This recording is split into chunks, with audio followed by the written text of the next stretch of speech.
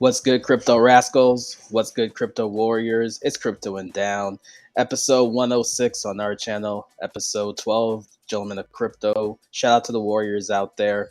Yo, Jams, how you doing this afternoon? Yo, yo, yo. Shout out to all the crypto rascals and all of the crypto warriors out there. Today is Tuesday, August the 9th.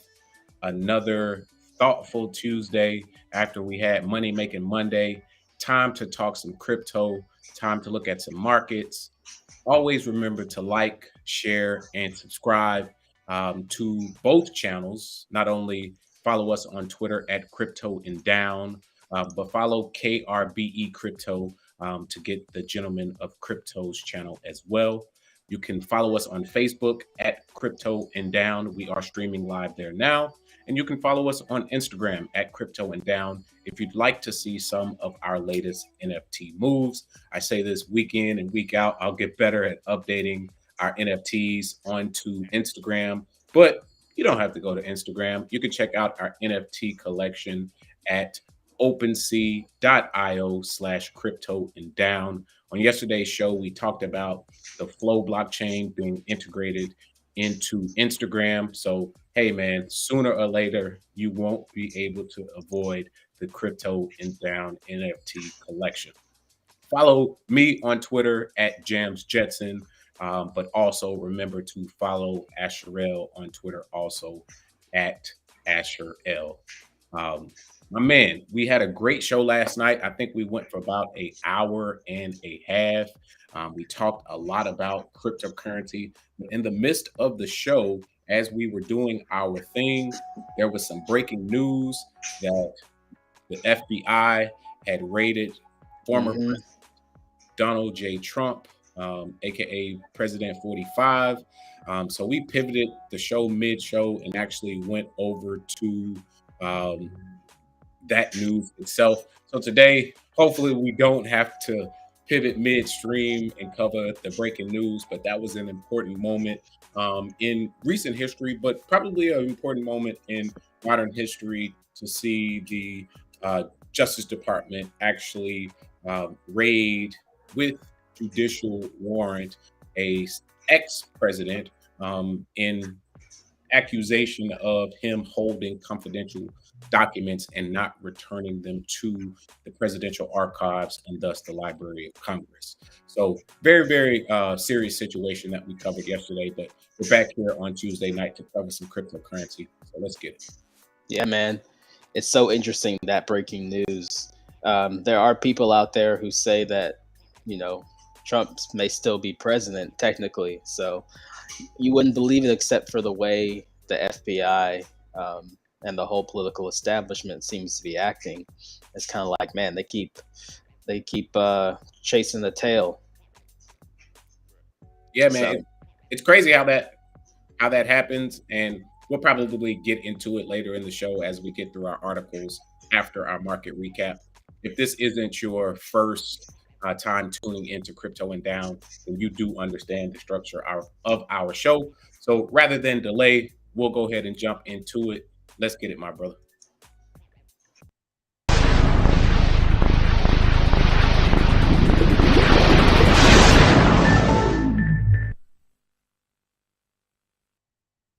Nomics.com, top cryptocurrencies by market cap. So where we look at the top gainers, the global volume, and run through the top 10 or 25 cryptocurrencies by market cap. What's it looking like this today? Top gainer of the day is Celsius, the beleaguered coin of Alex Mashinsky, the coin of the now bankrupt, actually filed legitimate Chapter 11 bankruptcy, if I'm not mistaken, has now seen a almost 16% jump in one day. This is because of a conjoined effort by the Wall Street Bets moderators and whatnot on Twitter. I saw them earlier today saying hashtag sell short squeeze. If you want to search that on Twitter, you'll find exactly what I'm talking about. Hashtag CEL short squeeze. They were all saying buy as much Celsius as possible to fuck over the shorters. Remember last night we were talking about the Wall Street bets guys being back in action. Asherell. Yeah, Bed Bath and Beyond. Yep. Last night we were talking about Bed Bath and Beyond, how they were getting up 60%.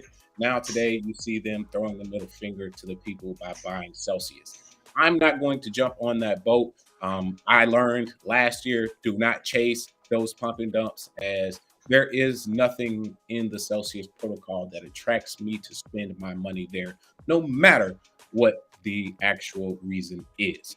Mina Protocol up almost 7% on the day. Haven't seen much news from them, but they are up 7%. Kava up 5%.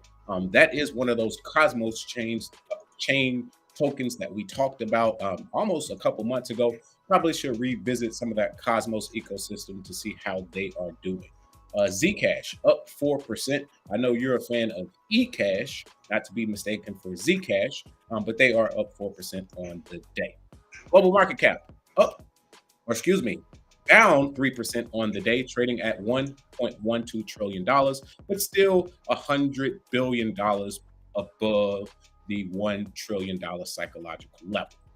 Global volume down 2% on a Tuesday, but a big Monday as our retail investors and institutional investors got back to work, trading at $228 billion. Bitcoin, after having a very, very strong week, down 2.34%, almost trading even on the week. But if you still look back over the last 30 days, Bitcoin is up from its local bottoms, up 11.43% over the past 30 days, and is trading at $23,248, down 2.34%.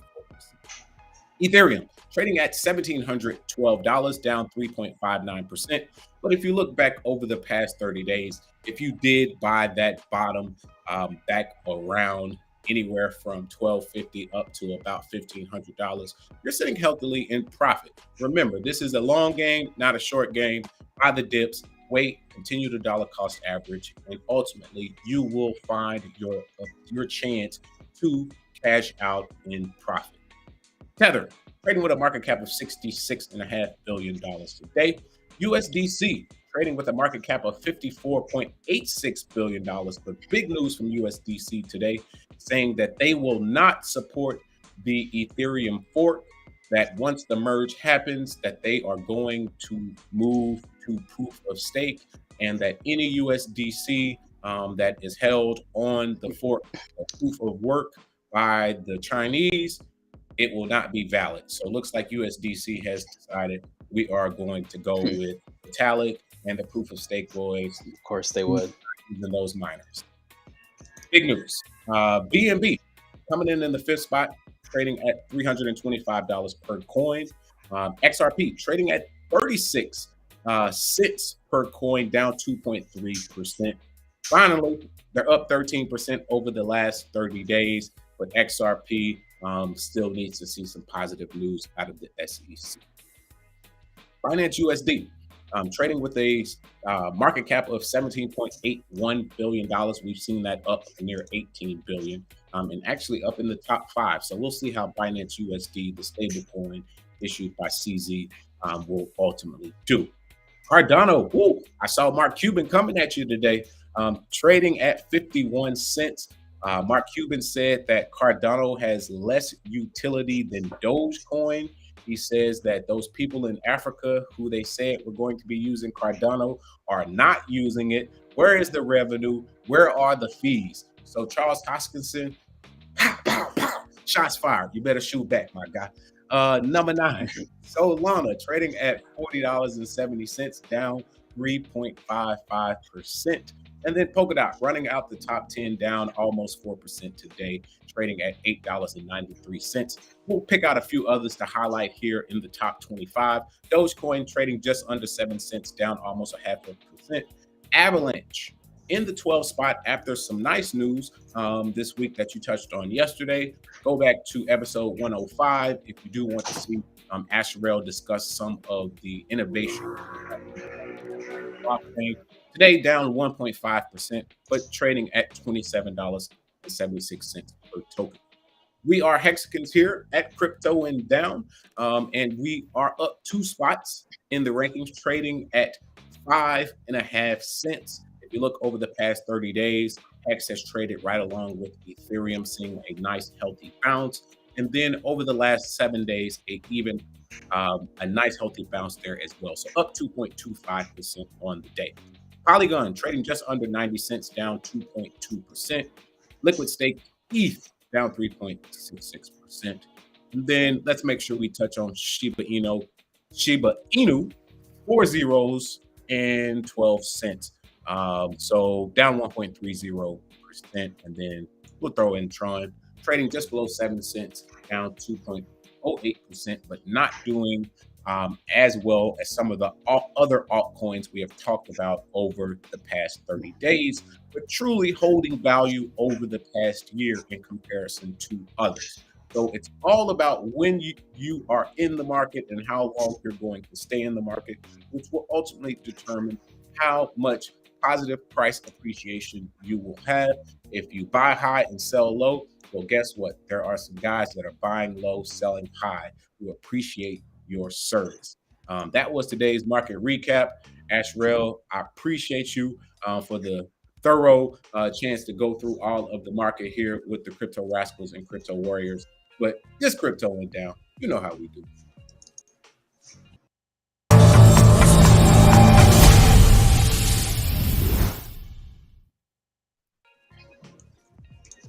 All right, so before I get into the main story I wanted to talk about, we're going to tease a couple stories. So this one I found interesting just researching BlackRock, how that ties into the USDC stablecoin you were talking about.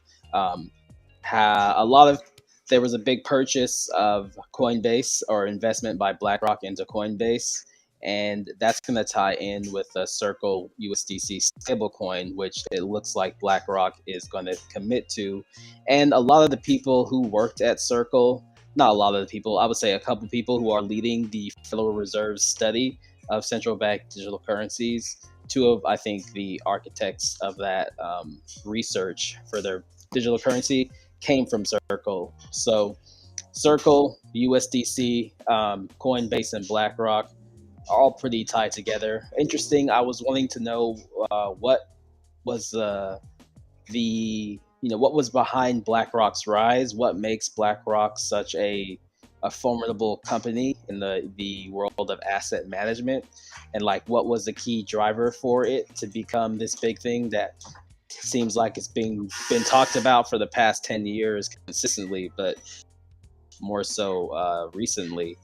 Looking at it, their computer software called Aladdin. So basically, excuse me, I think Larry Fink, one of the creator and starter of BlackRock, used this technology just to be able to have access and insight into private assets. So this company has grown into a huge asset company, and with this software, your retirement funds and all sorts of funds are able to invest and use BlackRock's Aladdin software for their asset management as well. So if you go do some research on Aladdin and BlackRock, it's just interesting what's behind them to make them so formidable. And I think a stat that stuck out to me is they manage about 10% of the world's assets. So they're forming a conglomerate here.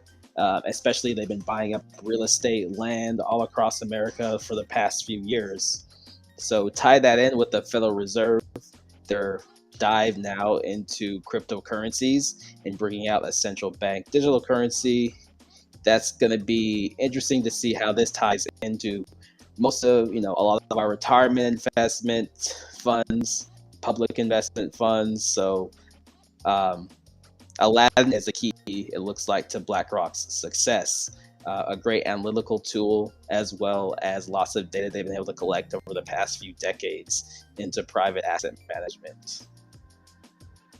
Once again, Asherel, excellent research, brother. I love this story. We always talk about innovation and what does it look like.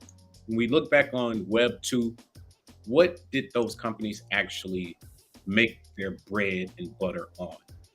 Data, mining, Facebook didn't care about us liking each other's pictures. They wanted to know what kind of pictures we were liking, how frequently were we liking these pictures. They wanted different data points that they could then plot and assess human behavior. BlackRock says, hold up, hold up, hold up. Let's apply this in a public and private investment technology to prevent the fragmented, inhibiting, costly investment options. They said we need front to back solutions that hinge on integration. And you made a perfect point there. Who are they integrating with? Seems like to me they're integrating with the CBDC issuers, who in this case would be the Federal Reserve, the actual private sector, such as the Coinbases and those who invest into Coinbase, i.e., the Kathy Woods and hedge funds as such. So, as they experience a economic downturn, they say, if anything, more volatile markets and working from home has amplified appetite for a unifying system. Hmm. Current crisis, there's been a significant surge in client demand for risk assessment. We see a large demand from clients to bring data sets associated with ESG and climate risk closer together with the investment process. ESG being environmental, social, and governance criteria.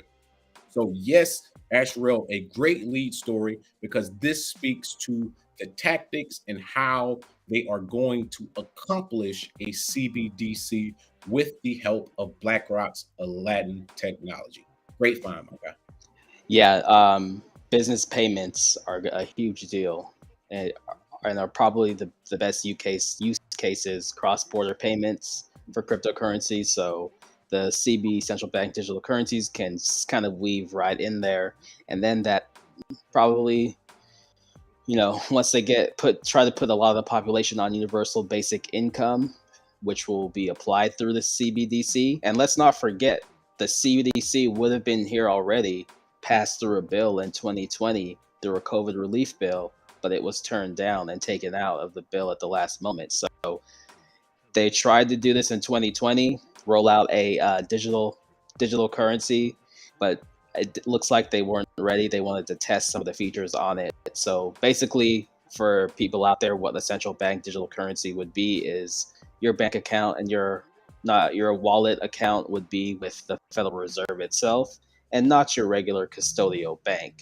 meaning the money supplier of the entire United States private banking system would have total control over the economy of businesses and people using its currency, but be able to target individuals who they did not like or who ran afoul of like their views, to cut them out of the entire financial system. So that's the danger of central bank digital currencies, even though they may be faster, very centralized, to have a near instant settlement transaction and to be able to process millions of transactions per second.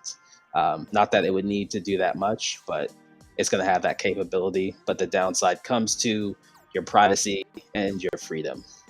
Absolutely. And I encourage everyone to go to the federalreserve.gov and actually read the press release from the Federal Reserve Board. They haven't released anything since January 20th, but their statement back on January the 20th did accept comments for 120 days. Obviously, that has passed. But if you really want to know what is the Federal Reserve's view publicly or stance publicly on central bank digital currencies, CBDCs, then I advise or encourage everyone to visit federalreserve.gov and then search their press releases, and then you will find money and payments, the US dollar, and the age of digital transformation. Yeah. Also, go check out Project Hamilton if you want to research what they've said. This passed a few days ago. Senate passes Democrats sweeping healthcare and climate bill. That's the bill everyone's been talking about. The IRS includes 87,000 new tax collectors. people to come run up on you, arms of the state. So there's a lot of different things introduced in this bill that may, like I was saying yesterday, may cause inflation to be worse if they're pumping more money into the system. Um, but this bill is supposed to deal with healthcare and climate as well, it looks like. So interesting to see how that will develop over the next few years as they hire all these IRS agents and things in that bill start to take effect. We can kind of do I have some videos maybe doing a short recap of different aspects of the bill and how that ties into the IRS, even cryptocurrencies, which they call digital assets, as well as Indian affairs and climate change. So we can probably get those later on down the line. But we already talked about this a little bit, but let's just run through this story about Circle's USDC will not support an Ethereum proof of work fork. Not necessarily for the people, but I'm curious, what do you think about this decision and potentially of a proof of stake Ethereum created by Ethereum, a proof of work fork to protect the miners so they can continue to earn and continue the chain being a proof of work chain, as well as think about what's happening with the Pulse chain and the supposed development taking place over there that is being waited, which is a proof of stake version of Ethereum, and then throw into that Ethereum Classic. I know that's a lot of things to talk about, but it's interesting how all these different systems that are forks of each other, different ways of mining and securing the blockchain, how that's going to tie in with the stable coins to be used on these different networks. And the stable coins are the best thing to come out of cryptocurrency as far as things that can be utilized by businesses and regular people as well as retail investors. So what are your thoughts just on the Ethereum fork ecosystem mixed in with stable coins? Well, first, I push back on that last statement that stable coins are the best thing to come out. Okay. I push back on that wholeheartedly. That made me like, hell no. That was their, to me, Trojan horse to begin to strip our privacy rights away. But back to your question. Okay. When it comes to USDC not supporting an Ethereum proof of work fork, if you'll scroll down to the last paragraph, that speaks to part of the question you were mentioning about the Pulse chain and even other forks of Ethereum. Because technically this fork that they're proposing, the proof of work fork by Wow, or I don't want to mispronounce the Chinese guy's name, but he's a prominent miner in China and Ethereum miner at that. And he says, hell no, you can't move to proof of stake because that would render all my miners useless and I would have equipment that I can no longer use. So what happens? He says, once the merge happens, the move over to proof of stake, I am going to continue on a fork and I am going to continue to mine Bitcoin, and it will be known as like ETH POW. Oh yeah, that's what it is. ETHPOW. So Ethereum proof of work. But I love the last paragraph because it says, while we don't speculate on the possibility of forks post Ethereum mainnet merge, that means the Chinese guy, Richard Hart, anybody, USDC as an Ethereum asset can only exist as a single valid version. So all of those debates about what will USDC do once Ethereum is forked, will the keys work, will you have liquidity? They just answered your question right there. USDC as an Ethereum asset can only exist as a single valid version. And as previously stated, this is an even stronger statement. Our sole plan is to fully support the upgraded Ethereum proof of stake chain. So to the miners out there, to the validators, to the stakers, if you hold USDC and you still think that the Ethereum proof of work miners, the Chinese boys, are going to win, USDC said, well, we're going to take our $53 billion and keep it over here with Vitalik Buterin. So checkmate, game over. There will be no USDC issued on the Ethereum proof of work, and there will be no USDC issued on the Pulse chain. Although you may have a duplicate, it is practically worthless. And if you are bridging USDC or its value over to other chains, understand the risk involved simply based on USDC's word alone. Too much for you. Okay, says, hey guys, I hope all has been well. It's been a while since I was able to catch you guys live. Also, what the hell is going on with Ethereum? All these forks are crazy. Yeah, they're interesting how all these forks are happening, the different ways they're going to be secured. And moving forward, it's just a blockchain. It's whoever wants to secure it and pay to use it. So Right. in the world, it's like they're all going to exist, whether we like it or not, and continue to build into the future. So they're maybe going to have to figure out how to work together. So, all right, I want to go back to, you're not a fan. It doesn't like, you don't like stable coins. You think stable coins were a gateway. They are a gateway in the sense of regulation. And say what? And loss of privacy. Yeah, but you aren't private using Bitcoin either, depending on how you utilize it. So, I mean, I'm just saying the truckers, the people who sent to the Canadian truckers, they sent them all this Bitcoin, and then they just froze the Bitcoin in those addresses and wallets. So it's like it can be keep your privacy, but it depends how you utilize it. Because I think stable coins are pretty cool in the fact that it can protect you from the volatility, and the idea that the Federal Reserve isn't the only issuer of fiat currency at this point. It makes it a little bit more open and fair. Okay, there are nefarious ways. You can think of how Tether has done it. They've lied about being backed one for one. But Tether seems to be going the outlaw-ish route. USDC tied in very much with the establishment. Tether seems to be, they're over in Southeast Asia doing things. I saw someone was posting about them working with sanctioned Iranians. Someone posted a picture. I cannot confirm or deny. I don't know who those men were. But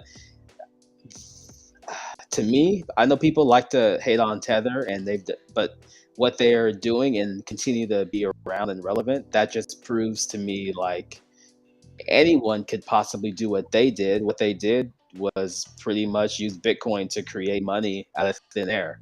And helped increase the entire crypto market's price as well. Yeah, we talked about the institutional people who are laundering money out the back end using Tether, but it could be one that it's seeped into all the different blockchains of Tether is around, and you can utilize it to get around. It's liquid, so I can't hate on it. I give you that point, but let me push back. Okay. Tether has gotten beat up left and right, but it's as if we forgot that what jeopardized the cryptocurrency markets in 2022 was the collapse of UST, the collapse of the Terra Luna Foundation. If stablecoins were as safe and especially algorithmically backed stablecoins, backed by hard commercial assets or actual valuable things, then I can't say that's the best thing to come out, because what jeopardized the security of the cryptocurrency markets and set us back 3 to 6 months were the Do Kwons and their algorithmic stable coins that weren't backed by anything but the ability to continue to print more. Outside of that, I'm not a stable coin guy. Yes, I would love to be able to hold them and then them actually be backed by something, which USDC says, they have a small amount of commercial paper. Most of it is corporate bonds. But then that means that what backs that stable coin is actually the Federal Reserve's ability to pay on those bonds. And so I don't know, man. We talk about what gives a meme coin value, but at least there's a buyer and a seller on each end of that decentralized exchange. But when we talk about a stable coin, what provides that thing value is what backs it and how much you believe you can redeem. Once they started redeeming UST, there was nothing left but to drop the price Okay. of the Yeah. backing token. So I that's why I push back so strong. Yeah. I would agree with you there with the like the whole Do Kwon, UST, Terra Luna. But my rebuttal, and not that there's a lot to go to say, it's just that to me this seems like open test run of people trying horrible ideas and not all the way thought through and putting billions of dollars on the line. And these are like catastrophic lessons that people can look and see. I think that's what blockchain brings, and it's maybe the overhyped surprisingness of it, because when it comes to people talking about the fraud or laundering that goes on there, they can point and say, oh, look at these billions of dollars. But it's like, yeah, you can actually see that small billions of dollars. But in the other system that we all are a part of now, you cannot see the fraud on the blockchain that you can track and even guesstimate. So, all that being said, I think stable coins in crypto is still, people talk about being so early as new, that these test runs of people doing these ridiculous things and blowing through billions of dollars, I think, there may be an equilibrium. We may see some like good things coming out of them. Harold. All right. So here's the big reveal. And let's hit the comment section real quick. Shout out to Miho Donahue. He says, yes, brothers. T Will lineman for hire says, is that the Hex guy? It's me, brother, your favorite Hexican, live in the flesh.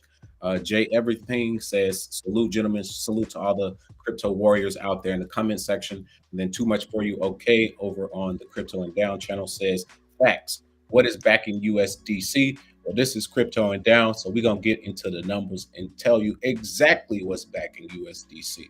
As the reason why I am skeptical on stablecoins being the best thing to come out of cryptocurrency is because of the numbers themselves. Circle's report shows that the company no longer holds commercial paper, a type of short-term unsecured debt instrument. In July of last year, they held 9% of its reserves in commercial paper, but promised to move to cash in U.S. treasuries. Thursday's report, this article is back from July the 15th, so right at about a month ago, pretty relevant data. Circle held $42.1 billion in U.S. Treasury bonds as of June 30th. That means Circle USDC is backed by the U.S. government and the Federal Reserve. All of such bonds expire before September 29th or earlier.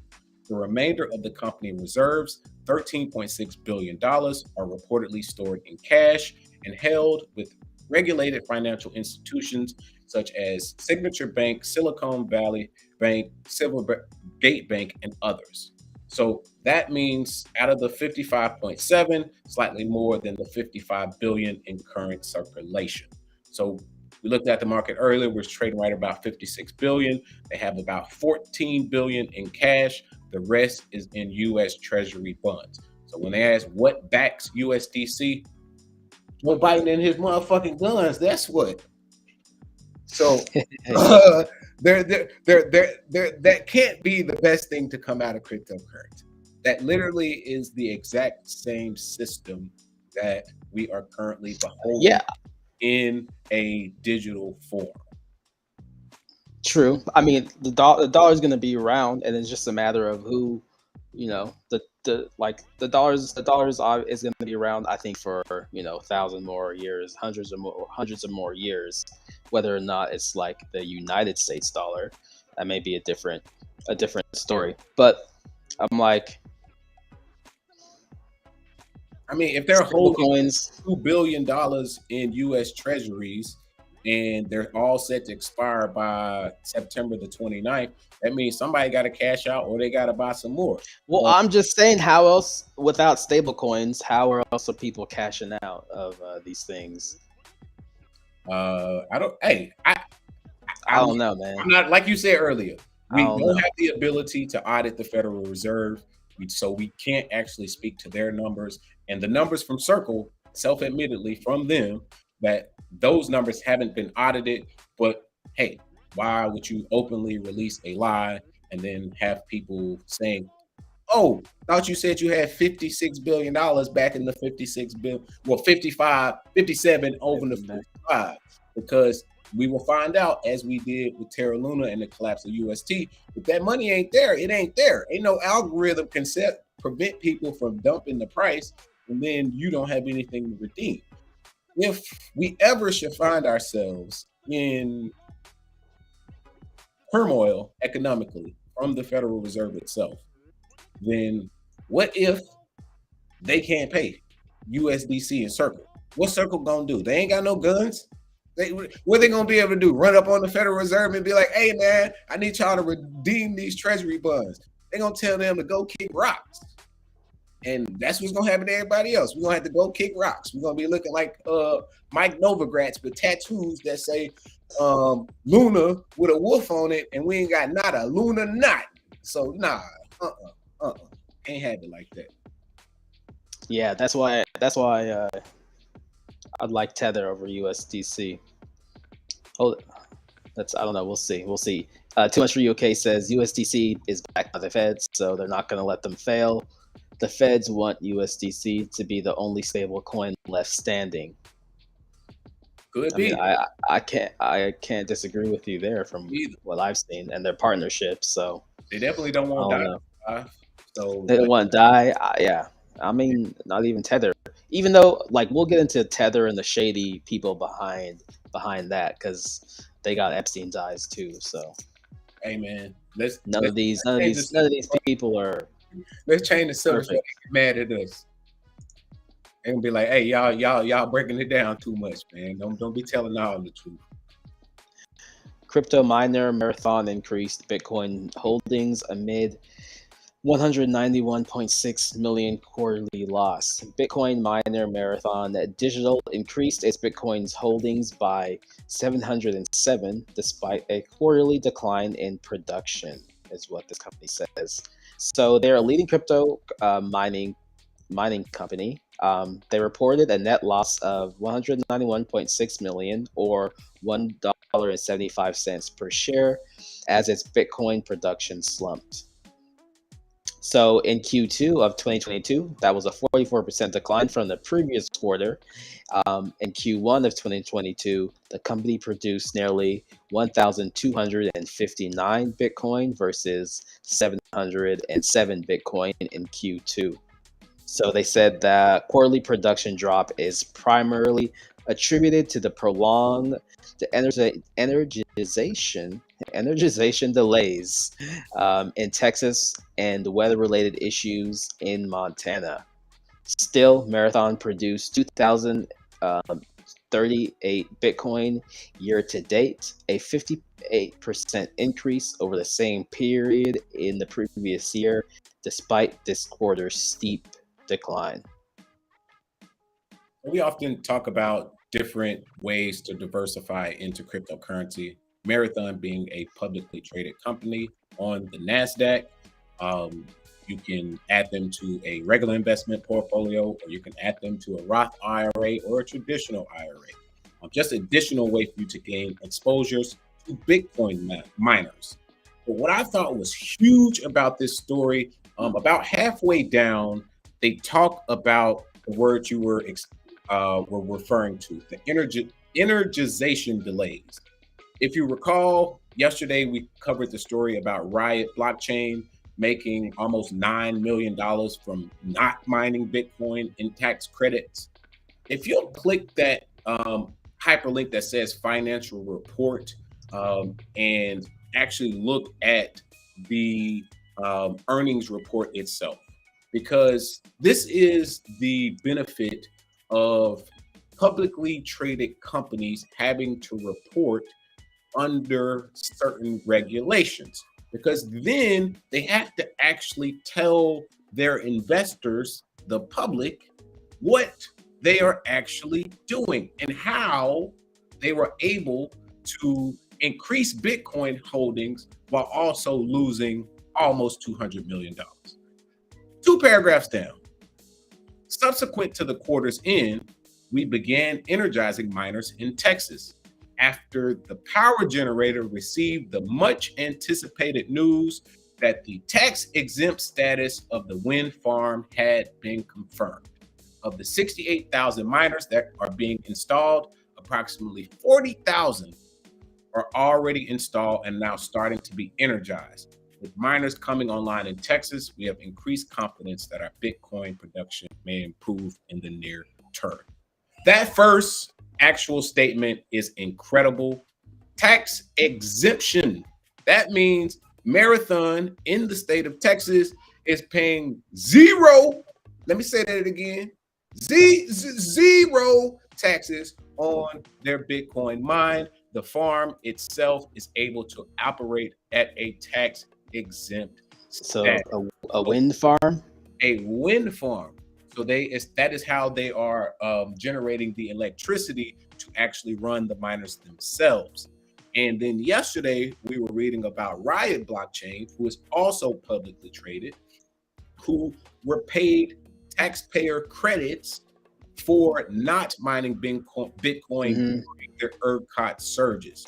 So not only is large business, publicly traded businesses coming into Texas, they're receiving some of the biggest and best tax credits possible. So if you are a miner or you want to put your money where your mouth is, go grab you some of them cheap Ethereum miners that after the merge that's going to get sold for the low, and set up shop in Texas. See if you can connect to the grid and do your thing, because apparently from what I'm seeing, they offering tax credits at Riot Blockchain for not mining Bitcoin. And they're giving tax exempt status to Marathon Blockchain for mining Bitcoin. So hey, I don't see how you lose. So think so the incentives, like what are they trying to incentivize? And I just saw that this today. I was talking about like on demand electricity yesterday. So they're getting this tax exempt status not to mine Bitcoin, and I thought of it like this.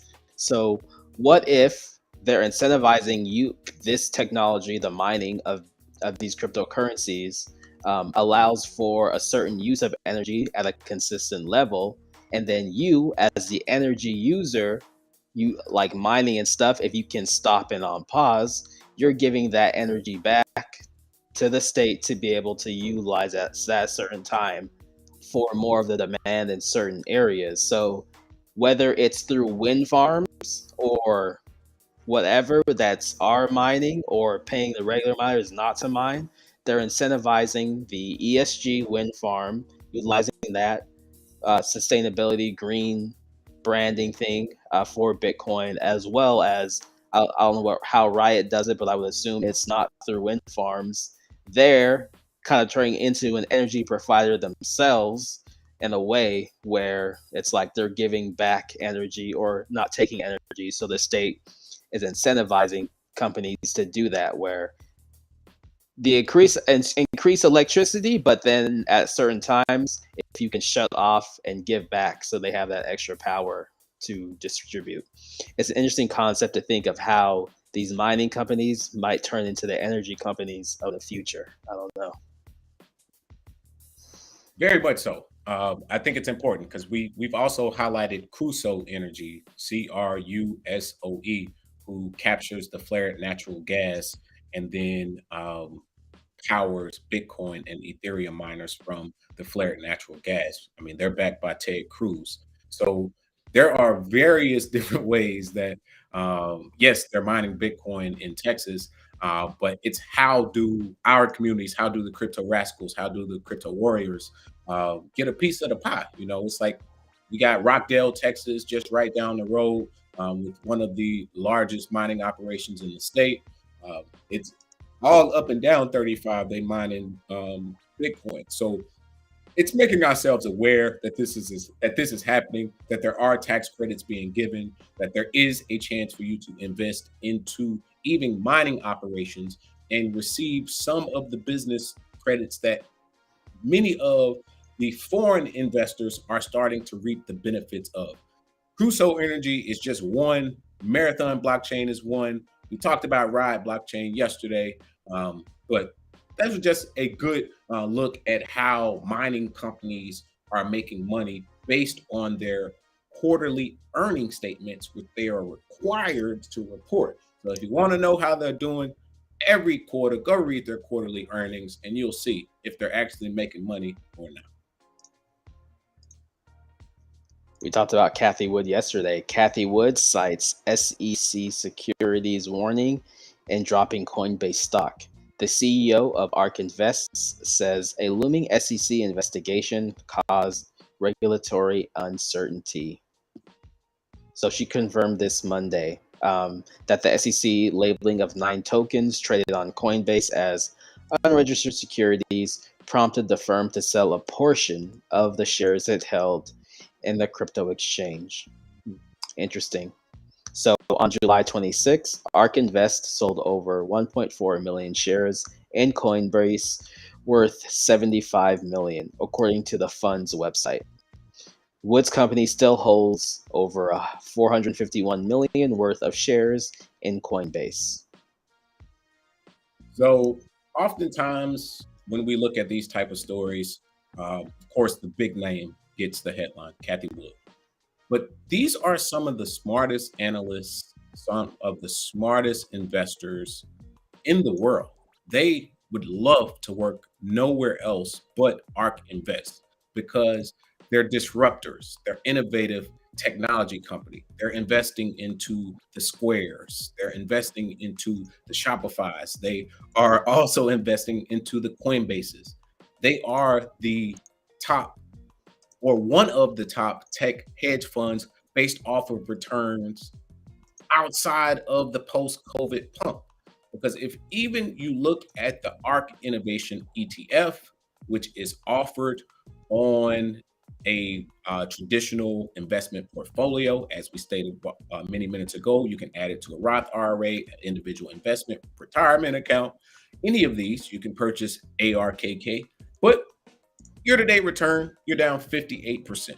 These are the smartest guys in the room. You are down 58%. Why? Because they went big on Coinbase. How long has Bitcoin Zay and King Bless been here on the Gentleman of Crypto, or even us over on Crypto and Down saying, don't buy that Coinbase IPO. Wait till Coinbase hits bottom. Most of their volume during the launch at the top of the bull market is Dogecoin sales. And if you dig into the numbers, they're going to suffer the same fate as Robinhood. Well, ARKK didn't heed our advice. They were the smartest people in the room. Well, look at your damn fund. Why would I pay 0.75% expense ratio to be down 58%? I could have closed my eyes and threw a dart and landed on Tron, which we looked at earlier. It was only down 22%.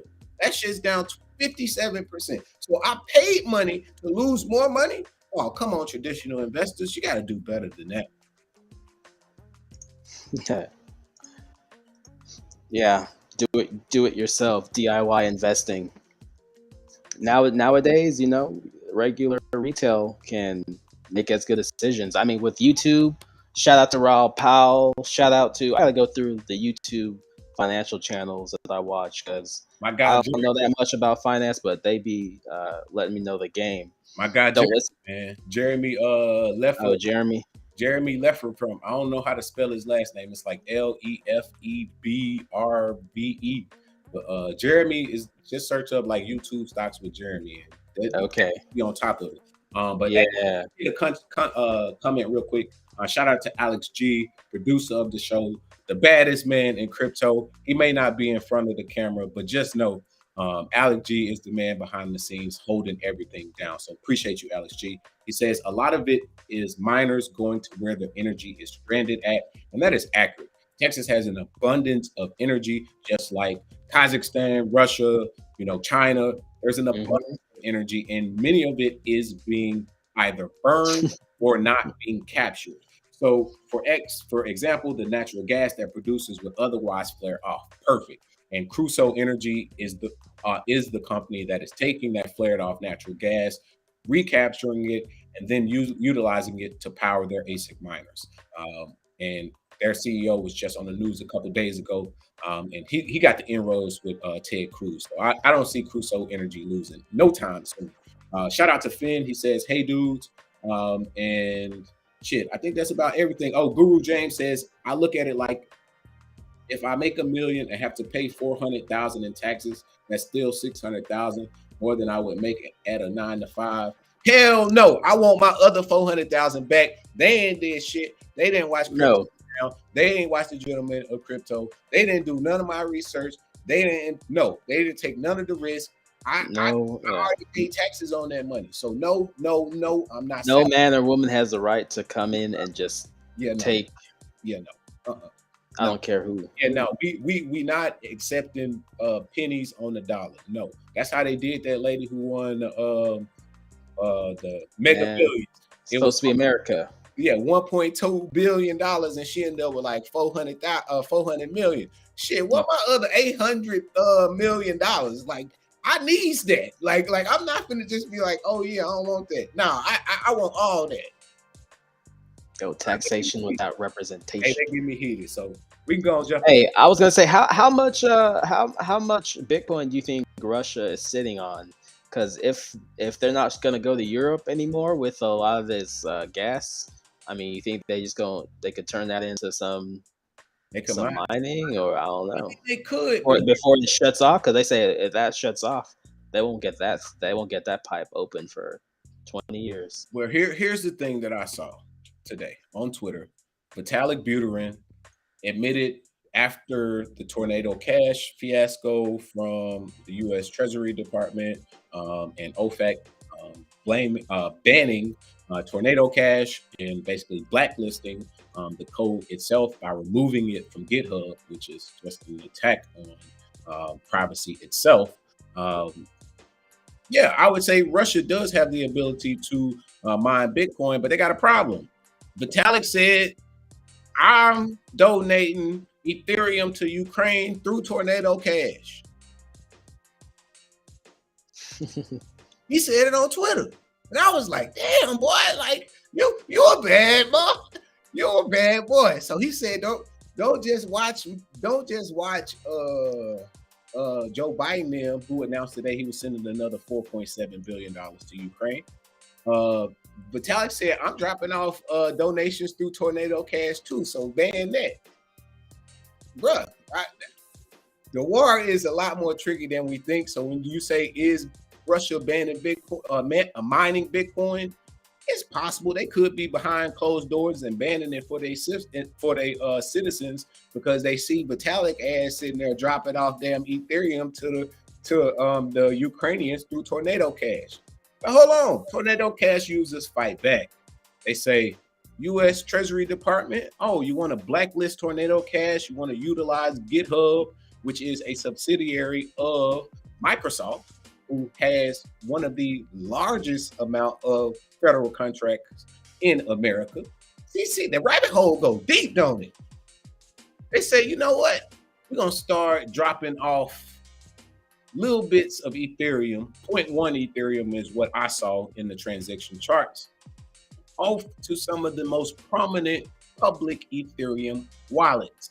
Jimmy Fallon, Coinbase CEO, Logan Paul, the Snoop Dogs, your Paris Hiltons, your Steve Aoki's. So if it's illegal to interact with Tornado Cash, whether that means to send or receive, then that means all of these wallets should therefore be deemed illegal. They should be seized and they should be treated at the utmost of the law.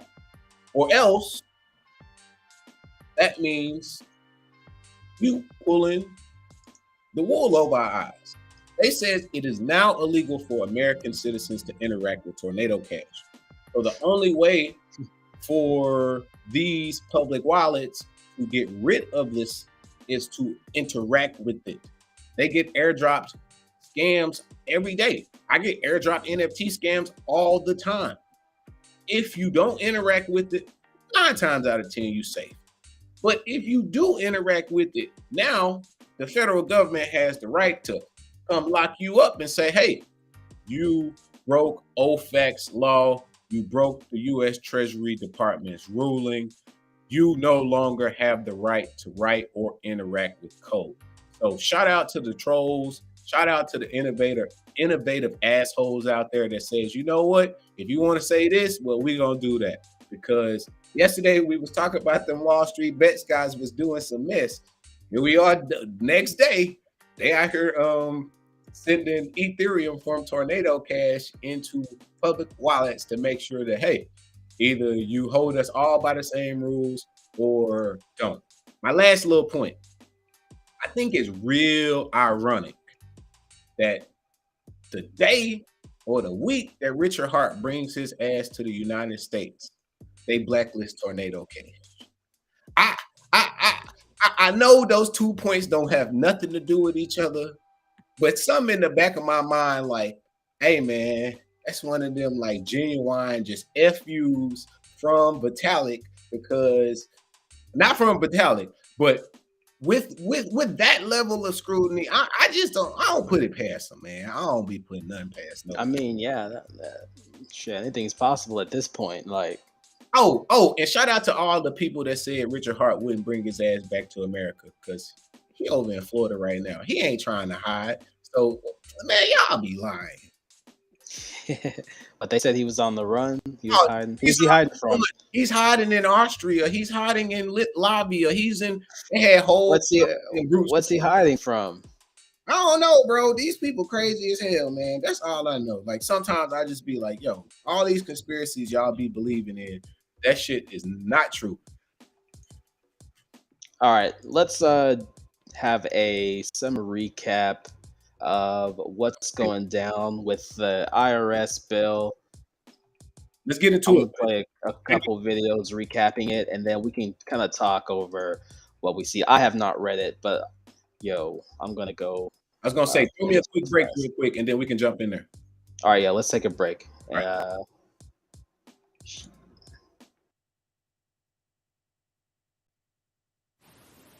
Hit the like button. Hit the like button. 2,000 likes, 3,000 likes. Hit the like button. Hit the like button. I like you like it. I know you like watching. Hit the like button. Hit the like button. But your deck will smack your head.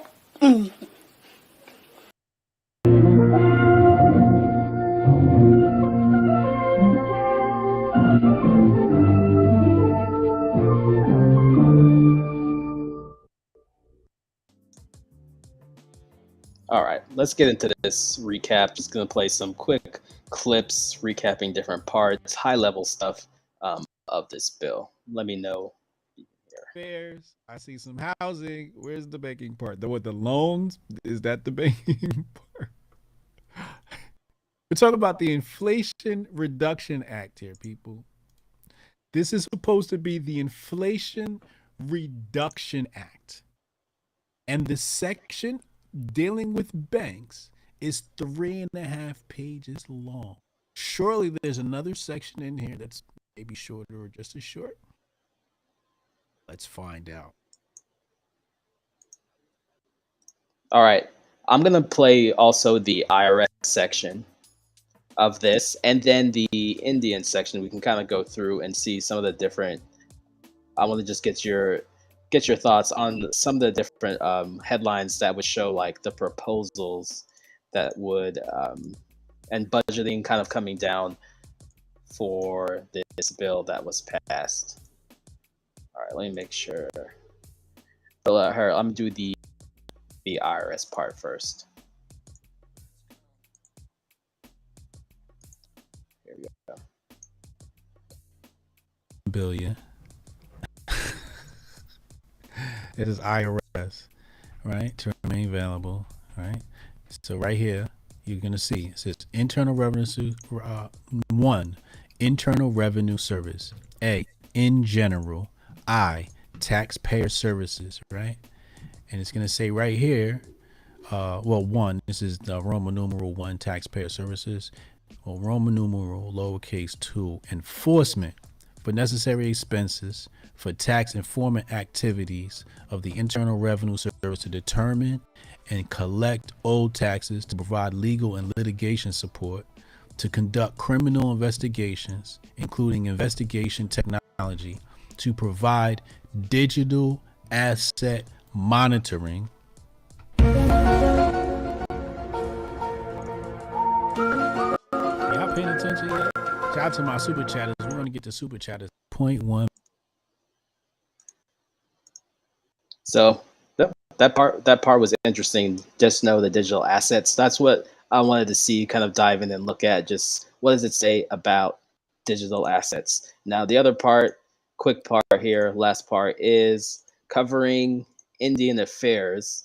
Let's see Real what are shit. some of the highlights of it. All right, so now we're into Title 8, Committee on Indian Affairs. Sure, this part couldn't be too long, but unfortunately, I think that's the end of the doc. Because and then they get into some stuff about Hawaii and tribal electrification program. Tribal electrification program. This is what we doing. This is what we doing. I don't know if they're laying wires for the tribes. I don't know what's going on there. I'm not even gonna read it because it has nothing to do with reducing inflation. Emergency drought relief. Draft relief for tribes. Okay, so Title 9 here, Committee on Health, Education, and Labor. The part that was interesting was the electrification for tribal, the IRS part, just knowing that they're going to be looking at back taxes going into cryptocurrencies.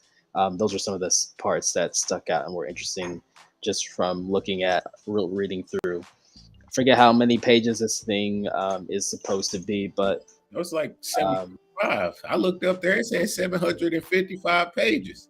That's a damn novel. But hold on. So that number that they said that they put in towards enforcement was just under like $4 billion. It was like 3.6 or 3.8 billion dollars. And you mentioned the Aladdin software earlier. We often talk about chain analysis and their integration with the Treasury Department and the Federal Reserve and the IRS. And so as these monitoring systems get better and we start to lose our veil of privacy, I say veil because it may or may not be real. As this veil of privacy is removed, they are going to have more and more enforcement power. Now they have up to $4 billion through 2026 to do just that. So I was watching Wave 3 TV the other day, and I've noticed that many of the talking people that I respect are starting to move towards compliance. They're starting to sound more Sam Bankman-Fried and less old CZ. Even CZ changed his tune, is now marching the beat. You got Vitalik saying, hey, only reason why I use Tornado Cash was to give money to the Ukrainians. Everybody at this point is saying the right thing. Brian Armstrong saying the right thing.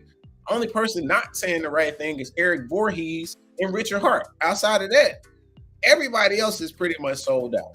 And I'm talking about founders. I'm talking about token founders, not influencers. So when we really think about where we're going when it comes to privacy and who's going to stand up to the 87,000 agents, it really are going to be the armies of the trolls who have utilized Tornado Cash, who are going to think outside the box and attack public wallets and say, hey, if you're going to make this rule, this is ridiculous. And then I even saw the guys on Twitter start pulling out the Supreme Court precedents on their ads. And they were saying, you know what? Code is First Amendment protected free speech. Then they start citing a case law on their ads. So sometimes you can poke the bear, the bear start growling back. Are you scared or are you not? Which team are you on? Are you going to try to fight the bear or are you going to lay down? You're going to try to run. It's up to you. All I know is I'm still with the people. I will be as compliant as possible, but when I start to feel my rights get stripped away, well, somebody got to take a stand and say, Joe Biden, go find your son's tapes before you be over here trying to figure out what's underneath my wallet. Good luck, my man. Good luck.